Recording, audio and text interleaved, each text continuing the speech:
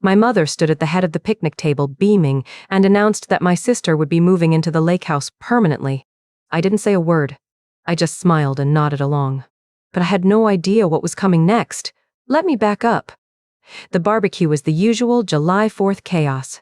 My mother, Linda, had her famous potato salad on the table. My father was manning the grill. My sister, Emily, was taking selfies by the dock, probably for her Instagram, where she calls herself an aspiring content creator. I was standing near the cooler holding a soda I hadn't opened yet. We were all there. All except Grandma Rose. She died 8 years ago, June 2015. The lake house was her pride and joy. She left it to my parents in her will. I didn't know the full extent of the conditions at the time. I just knew I loved that house. We all did. After she passed, my parents sat me down in their living room. My mother's voice was soft, almost apologetic. "Claire, you're the responsible one. You have a good job, a steady income. We need help keeping the lake house in the family. Property taxes, repairs, that sort of thing." I was 26 then. I had just started as a financial analyst at a firm in Chicago. I didn't have a lot of money, but I had a decent salary. I loved that house. I said yes. "We'll take care of the rest," my mother promised. "And someday, when we're gone, it'll be yours." She didn't say it in writing, but I believed her. Over the 8-year period, I paid the taxes and repairs until my parents told me they were taking over the taxes in 2021. A new roof, the HVAC system, the dock repair. I never asked for anything in return. I didn't keep a strict tally in my head, just a vague sense that I was building something. The years passed. I visited less often. Chicago pulled me in. Work got busy. I dated, broke up, dated again. But every time I drove up to that house, I felt a sense of belonging. It was mine in all but name. Emily, meanwhile, floated from job to job. She lived with my parents for a few years, then moved in with a boyfriend who kicked her out. She never paid for anything at the lake house. She just showed up for the parties and posted aesthetic photos of the sunrise. At the barbecue, my mother clinked her glass with a spoon. "Everyone, gather around," she said. "I have an announcement." I turned. Emily stood next to her, beaming. My father stood behind them, poking at the grill with a spatula. My mother's voice was warm and condescending, the way she gets when she thinks she's giving someone a gift. "We've decided that Emily is going to move into the lake house. Permanently. She needs a fresh start, a place to build her brand." Silence. "She'll take over the day-to-day," my mother continued. "Claire, you'll still handle the taxes and major expenses, since you have the income. It's for the family." Emily smiled at me. "It's perfect for my content." "The natural light is amazing." I didn't say a word. My mother looked at me, waiting for me to play my part. The good daughter, the responsible one, the one who always said yes. I just smiled. Because I had absolutely no idea what I would discover the next day. I was just the good daughter nodding along. My mother waited for my reaction. Emily waited. My father flipped a burger. "Well," my mother said. "Yeah, say something." I took a long sip of my soda. I set it down on the picnic table. "That sounds great, Mom," I said. "I'm sure Emily will love it." Emily clapped her hands. My mother beamed again. They thought they had won. I drove home that night thinking about nothing but the long drive back to Chicago.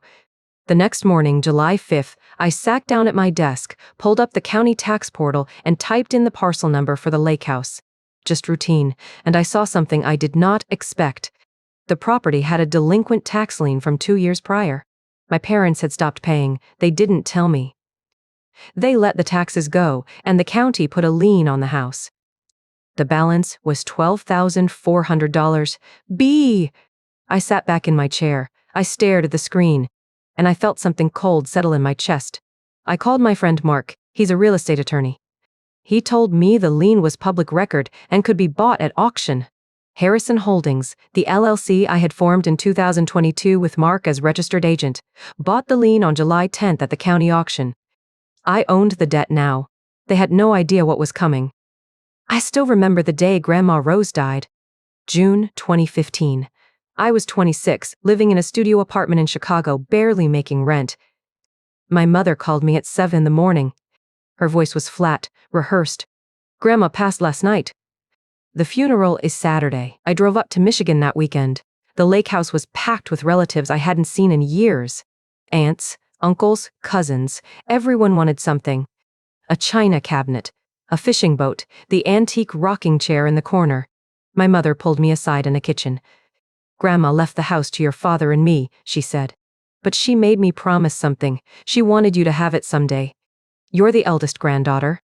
You're the responsible one." I asked if that was in writing. My mother laughed. "Of course not. It's a family promise. That's better than paper." I should have known better. But I loved that house.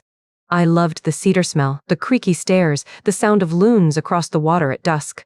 I loved that Grandma had lived there for 40 years. So when my mother said someone needed to handle the taxes and upkeep, I said yes. I was 26. I thought I was securing my future. The first tax bill came in July 2015, $1,600. I paid it. I remember because it hurt. I was still paying off student loans. But I told myself it was an investment. The house would be mine one day. Every dollar I put in was a dollar toward my own home. In 2016, the roof started leaking. The contractor quoted $4,000. I called my mother to ask if she and my father could split it. She sighed into the phone. "Claire, you know your father's pension doesn't stretch that far. Can you cover it? You're the one who'll benefit in the long run." I paid it. I took screenshots of the payment confirmation and saved them in a folder on my laptop. I didn't know why at the time. Maybe I was already starting to distrust her. 2007, the furnace died in November, $2,300. I didn't even call my mother that time. I just paid it and texted her a receipt. She replied with a heart emoji and the words, "What would we do without you?" 2018, the dock needed repairs after a bad winter. $1,500. I paid it. 2019, the HVAC system, $4,800. 2020, new septic system, $7,000. That one hurt. I called my mother and told her I was stretched thin. She said, "Emily just lost another job. She's going through a hard time." "You're so strong, Claire. You can handle this." Emily lost jobs the way other people lost socks. Every 3 months something fell apart. A boss who didn't appreciate her. A coworker who was mean. An industry that was unfair. And every time, my mother would call me to tell me how hard Emily had it. I paid for the septic system. Then there were other things over the years. A leaky pipe in the basement, a tree that fell on the shed, a broken water heater. $3,400 in miscellaneous repairs. I paid for all of it. In 2021, my mother called and said they were handling the taxes that year. I was relieved. "Thank you," I said. "That's great." What I didn't know was that they weren't handling anything. They had stopped paying entirely. By 2023, I had a folder on my laptop with every receipt, every payment confirmation, every text message where my mother promised the house would be mine. $47,000 in taxes, $23,000 in repairs, $70,000 total over 8 years. I had the exact numbers memorized long before I opened the county tax portal, but I didn't check the records until the day after the barbecue. I drove back to Chicago Wednesday morning. I sat down at my desk at 7:58 in the morning. I opened my laptop. I typed in the county's public tax portal and entered the parcel number for 128 Birch Lane. The screen loaded. I stared at it. Delinquent tax lien. 2 years. $12,400. I checked the date. The delinquency had triggered in January of 2023.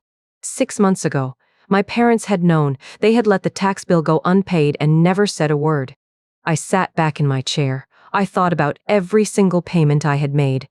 I thought about the way my mother smiled when she said the house would be mine. I thought about Emily clapping her hands at the barbecue.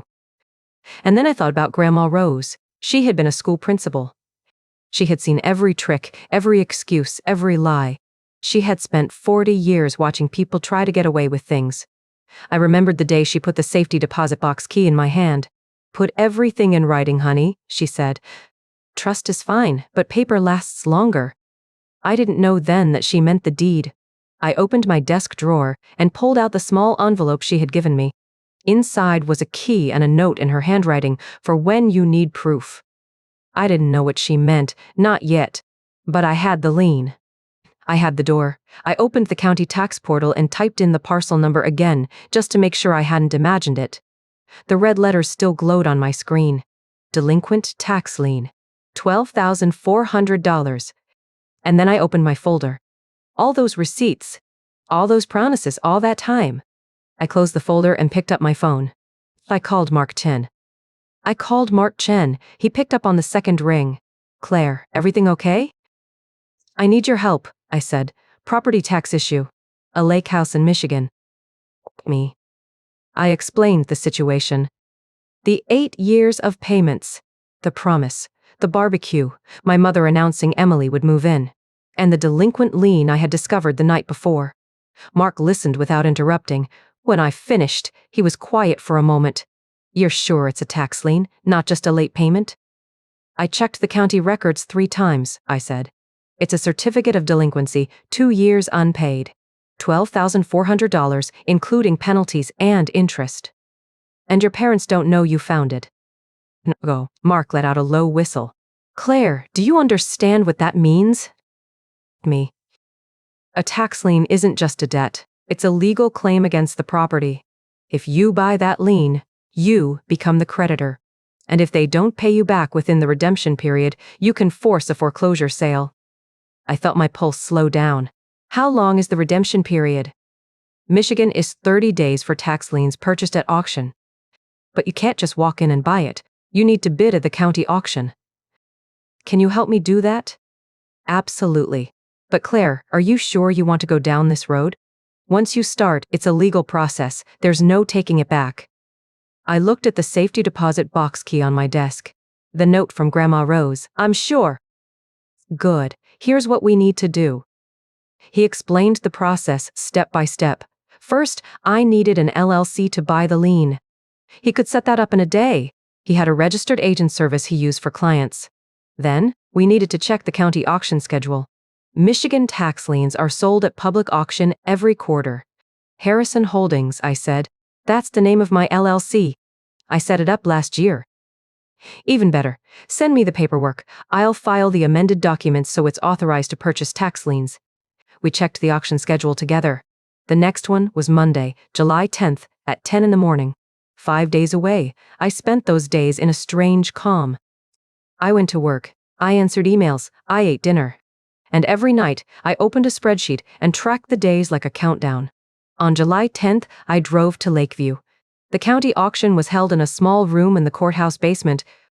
12 people sat in folding chairs. Most were investors in their 60s, holding clipboards and reading glasses. The auctioneer read each parcel number. Starting bid was the delinquent amount. Property after property went unsold. Then, parcel 47-829-104.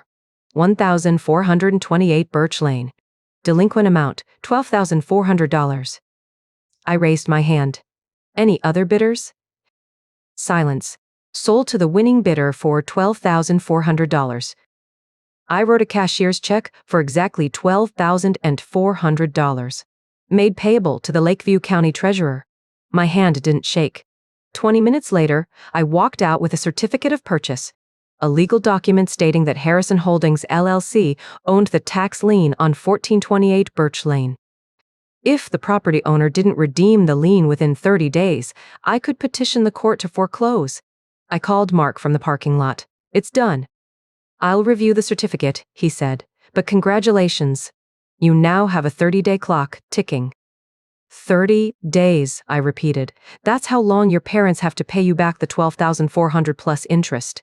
If they don't, you can force a sale. And Claire? The right of redemption is personal to the property owner. Your parents have to come to you to pay it. I smiled. What if they don't know I own the lien? Then they can't redeem it. And when the 30 days are up, you file for foreclosure. The court will order a sale, and you get to bid on it using the lien as credit. So I could buy the house for the price of the lien. If there are no other bidders, and in a small county there usually aren't. I leaned against my car and looked at the lake house from a quarter mile away. The white siding, the wraparound porch, the dock where I spent every summer of my childhood. I want to see if they'll try to give it away first, I said. Me? My mother is going to announce Emily's move-in at the family dinner next week. I want to be there. I want to watch her do it. And then I want to show them the certificate. Mark was quiet, then he laughed. You're more dangerous than I thought, Claire. I learned from the best. Grandma Rose? Grandma Rose. I drove back to Chicago that afternoon. The certificate sat on my passenger seat. I looked at it at every red light. A county official's signature. A seal. A legal right to force the sale of a property my family thought was safe. That night, I put the certificate in my safety deposit box next to Grandma Rose's note. Then, I called my mother. Mom, what time is dinner next week? 7 o'clock sharp, she said. Don't be late. He won't. Claire, I hope you've thought about what we discussed. Emily really needs this. I thought about it a lot, Mom. I hung up. The certificate was in the safety deposit box. The 30-day clock was ticking, and my family had no idea what was coming. The call came on July 15th, a Saturday morning. I was at my kitchen table, nursing my second cup of coffee, when my mother's name lit up my phone. I let it ring 3 times before answering. Hello, Mom. Claire, I need to talk to you about the tax payment. Her voice was sweet, the way it always was when she wanted something. It's due soon, and I know you've been handling it. I took a sip of coffee. I'm aware. Well, Emily's moving in next month, so we need to make sure everything's current. She's going through a hard time, and she needs this fresh start. I said nothing. Claire, are you there? I'm here. Good, so you'll send the check? It's for the family. I set down my coffee cup. I'm actually reviewing my budget right now. Things are tight. A pause. Then her voice sharpened. You owe this to your sister. She needs a fresh start. The words landed like a slap. Oh, she used the word oh. I felt a cold clarity settle over me. I'll look into it, Mom. Don't take too long. We're counting on you. She hung up. I stared at my phone for a long moment. Oh. I owed nothing. I had given $70,000 over 8 years. I had given weekends and holidays and my own savings. And still, I owed. The next day, July 16th, I opened Instagram. Scrolled for a moment, and there it was. Emily's post. A video tour of the lake house. She walked through the living room, the kitchen, the master bedroom. Panned across the view of the lake. The caption read, My new home. So grateful for this fresh start. Big things coming. I watched the whole thing. 32 seconds of my sister dancing through rooms I had paid to keep standing. She tagged my mother in the comments. Thanks, Mom and Dad, for believing in me. I closed the app. Did not react, did not comment. I just sat there, breathing. Then I remembered the key. Grandma Rose's safety deposit box key. The one she had left for me with a note that said, for when you need proof. I had never opened it. I had always assumed it held old photos or jewelry. But now, something told me to look. It was a Sunday, so the bank was closed. I had to wait until Monday. That day passed slowly. I did not call my mother back. I did not reply to Emily's post. I just waited. Monday morning, July 7:58, I was at the bank door 2 minutes early. The teller recognized me. She led me to the vault, inserted her key, and I inserted mine. The drawer slid open. Inside was a folder. Thick, yellowed, held together with a rubber band that crumbled when I touched it. I lifted it out and carried it to a small table in the corner. I opened it. The first thing I saw was the original deed to the lake house. Dated June 1987. Grandma Rose's signature. My grandfather's signature. And there, handwritten in the margin in Grandma Rose's own looping cursive, was a clause. The ink was faded brown, but every word was legible.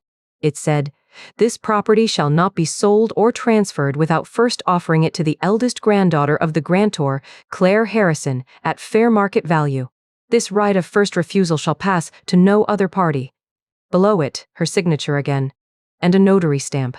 I read it twice, then a third time. My hands were shaking. She had handwritten it. Grandma Rose had sat down with a pen and added those words herself. She had known. She had known that someday someone would try to take this property from me. And she had protected me. I found a copy of her will underneath, same clause, handwritten on the margin of the first page. Notarized. Signed by witnesses, legal and ironclad. I sat back in the hard plastic chair. The folder sat open in front of me. The proof was here, in my hands, and my family had no idea. I thought about my mother's phone call. I thought about Emily's video. I thought about the lien certificate still sitting in my safety deposit box right next to me. And I smiled, not a happy smile, not a kind smile. It was the smile you give when you realize you have been handed every weapon you could possibly need. I slipped the folder and the lien certificate out of the box. I carried them both to my car. I drove home. I called Mark. I need you to look at something, I said. Send it over. Can't send it. It's an original document. I need you to read it in person. Claire, what is it? I pulled the folder from my bag. I opened it to the margin and read aloud. The property shall not be sold or transferred without first offering it to the eldest granddaughter of the grantor, Claire Harrison, at fair market value. Silence. Then Mark let out a low whistle. Claire, do you know what this means? Well, it means even if they try to give it to Emily, you have the legal right to buy it first. And since you already own the lien, you have 2 separate legal avenues to control that property. Good, Claire. This is a slam dunk. You could go to court tomorrow and tie this up for years. I looked at the certificate in my hand. Then I looked at the folder in my lap. I don't want to go to court, Mark. I want to do this cleanly. At the dinner table. You're really going to do it? Well, at her. Then I want to be there. I paused. Actually, I was going to ask you to come. As a witness, send me the address. I'll be there. I hung up. I walked to my window and looked out at the Chicago skyline. That night, I did not sleep much. I lay in bed running through every possible scenario. Every question they might ask, every excuse they might give, every tear Emily might cry, and every time I felt a flicker of doubt, I remembered my mother's word. I held the yellowed deed in my hands and read the handwritten clause aloud. This property shall not be sold or transferred without first offering it to the eldest granddaughter of the grantor, Claire Harrison. That was me, and they had no idea. The dinner was set for 7 o'clock on Thursday. My mother had sent a group text with the time and a heart emoji. Emily replied with 3 more. I replied with a thumbs up. Mark drove separately. He arrived 5 minutes before I did. I saw his car parked on the street, a silver sedan with Illinois plates. He was already inside. That was the plan. I walked up the front steps with my leather folder under my arm. The folder was black and flat. It contained 12 copies of the lien certificate, 12 copies of the deed clause, and 1 letter from Grandma Rose, the original, in her own handwriting. My mother opened the door before I could knock. She was wearing a white blouse and a smile. Claire, you're early. That's good. We're all here. I stepped inside. The house smelled like pot roast. My father was in the living room, watching something on his phone. Emily was at the kitchen counter, scrolling through Instagram. She looked up and waved. Hey, big sis. I am. Mark was already seated at the dining table. He had a glass of water in front of him and a notepad beside it. He nodded at me once. I nodded back. My mother called everyone to the table. The dining room had the good china, the crystal glasses, the linen napkins. This was a production. We sat down. I placed my folder on the empty chair next to me. My mother served the pot roast. She passed the mashed potatoes.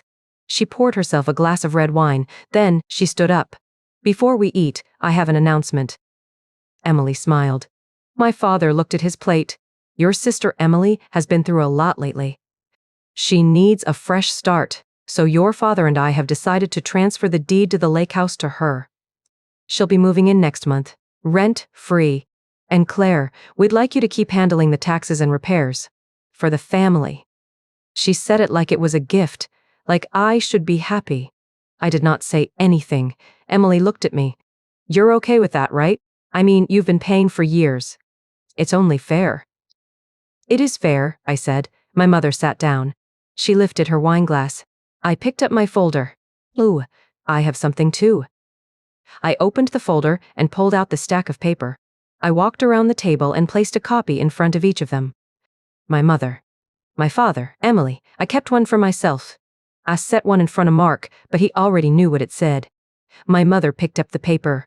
Her eyes moved across the first paragraph. What is this? It's a copy of the delinquent tax lien on this property. Dated January of this year. Amount due, $12,400. Plus, penalties and interest. My mother's face went still. I don't understand. You stopped paying the taxes 2 years ago. You never told me. The county placed a lien on the house. It. You bought it? Emily's voice went high. I bought it through my LLC, Harrison Holdings, on July 10th. You cannot transfer the deed to Emily until the lien is satisfied. And I hold the lien. My mother's hand was shaking. You can't do that. I can. The redemption period is 30 days. After that, I can force a sale. But we are your family, my mother said. I set another paper in front of her. That is a copy of Grandma Rose's will. And the original deed. Look at page 4, paragraph 2. My mother looked. I watched her read. The property shall not be sold or transferred without first offering it to the eldest granddaughter, I said. That is me. You never offered it to me. You offered it to Emily. Emily was crying now, fat tears rolling down her cheeks. Mom, what is she talking about? Shut up, Emily, I said. Quiet, calm. My father looked up. His face was gray. Claire, we don't need to do this here. We are doing it here. I took the last paper out of the folder. Grandma Rose's note, the one she left for me.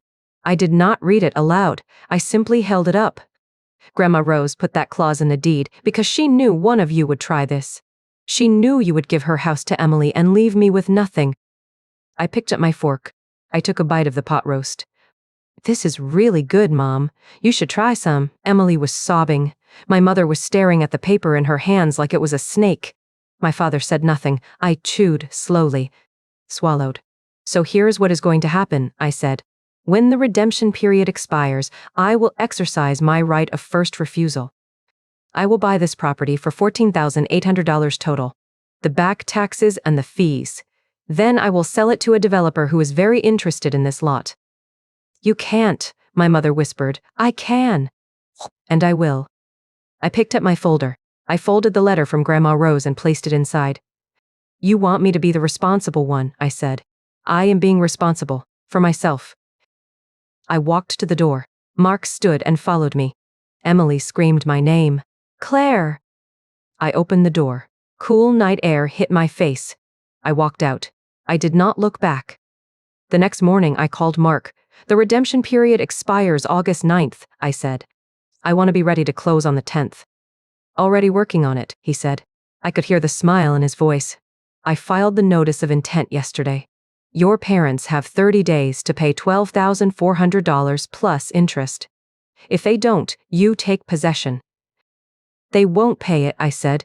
They don't have it, Mark agreed. But they're going to try. He was right. 3 days after the dinner, my mother called. I let it ring 7 times before I answered. Claire, she said. Her voice was tight, controlled. The sweet condescension was gone.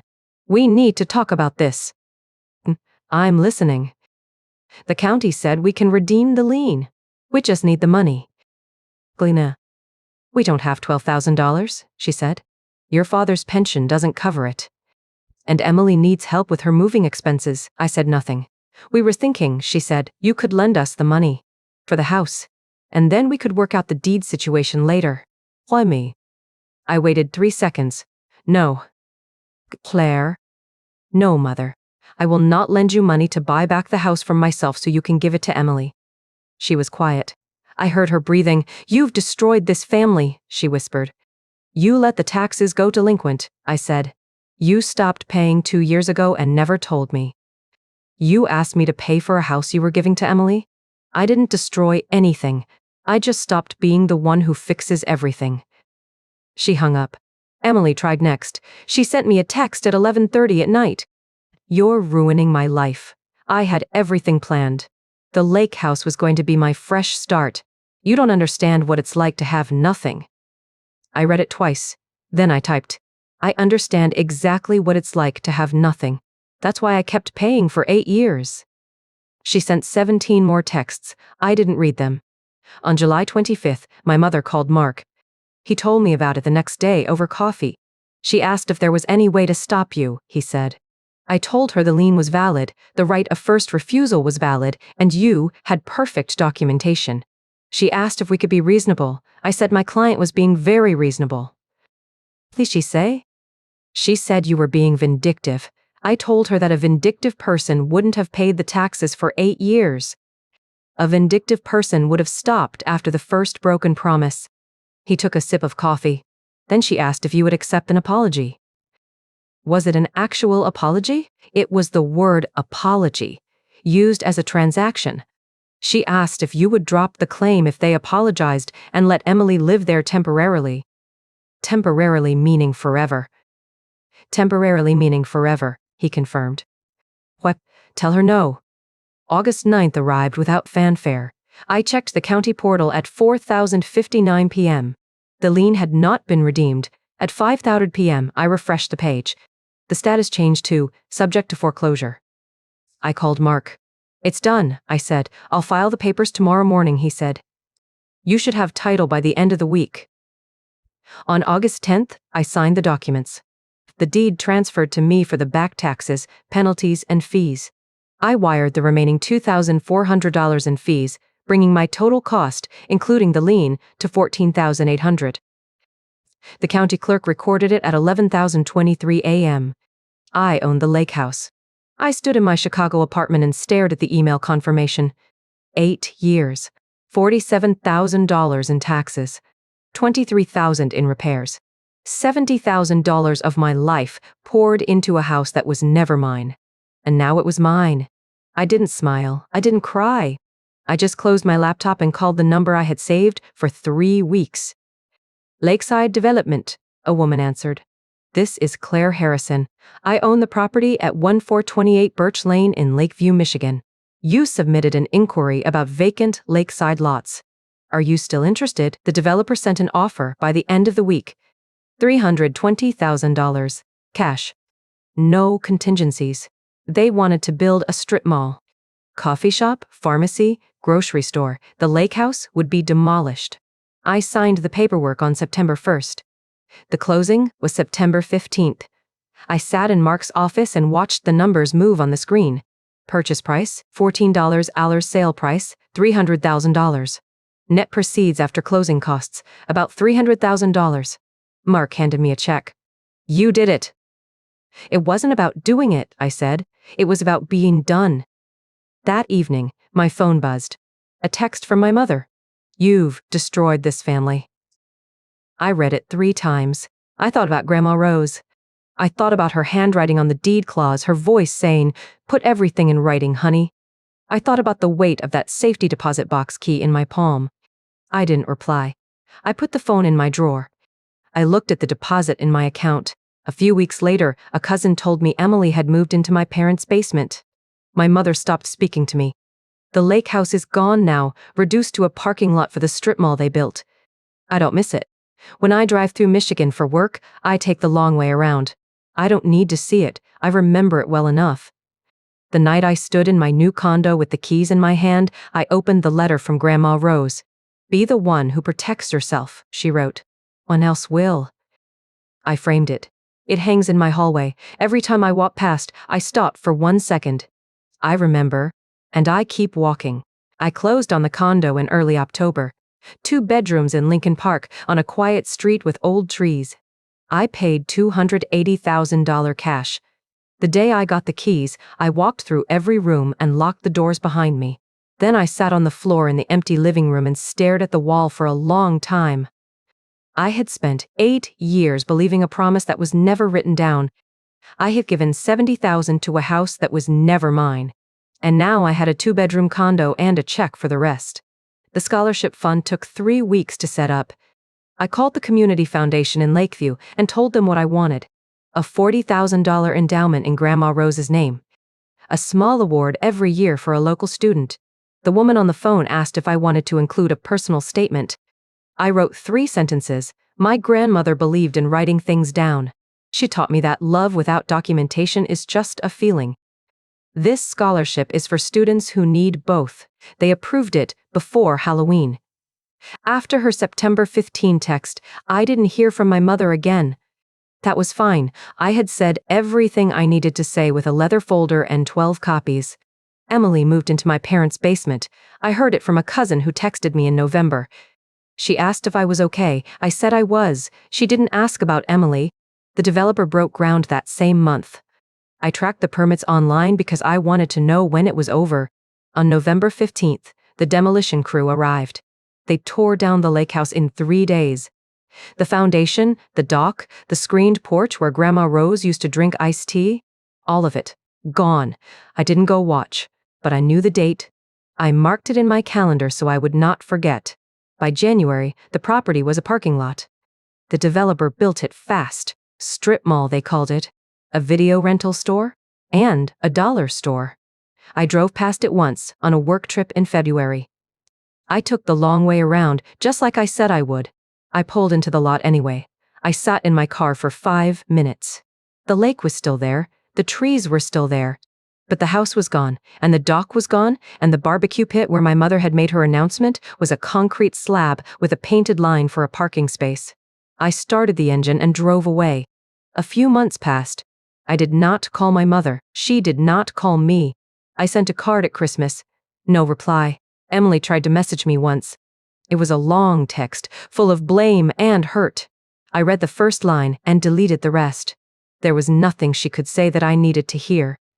The scholarship fund gave its first award in June of 2024. A girl from Lakeview High School who wanted to study engineering. The foundation sent me her letter.